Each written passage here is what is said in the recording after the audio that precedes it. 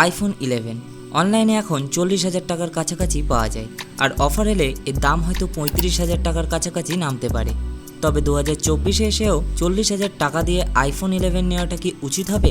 চলুন সেটাই আজকে দেখে নেওয়া যাক। প্রথমে এর কিছু খারাপ দিকগুলোকে আলোচনা করা যাক।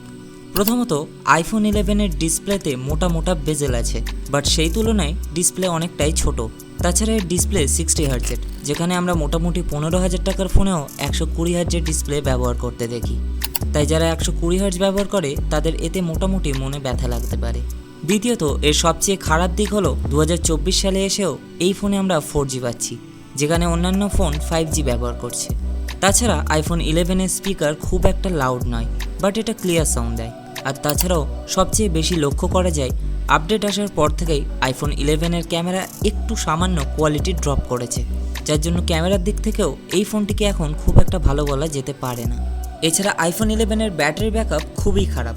এই মোবাইলকে আপনি যদি হার্ডকোর গেমিং বা এডিটিংয়ের ক্ষেত্রে ব্যবহার করেন, তবে দিনে 4 থেকে 5 ঘন্টাও ব্যাকআপ পাবেন না। তাই দিনে দুবার একে চার্জে বসাতে হবে, আর চার্জে বসালেই সমস্যা।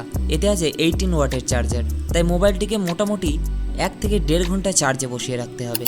এবার তাহলে কি আমরা এই ফোনটাকে নেব নাকি নেব না, সেটাই বলা যাক। 40,000 টাকা খরচ করে এত বড় বড় বেজেলের ফোন এবং 4G ফোন কেনা আমি কখনোই রেকমেন্ড করতে পারবো না। বাট আপনি যদি এর পিছনের লুক এবং অ্যাপেলের লোগোর দিওয়ানা হয়ে থাকেন, তবে এটিকে নিতে পারেন। আদারওয়াইজ আর কিছু টাকা জমিয়ে আইফোন 13 কিনলে বেশি লাভ হবে।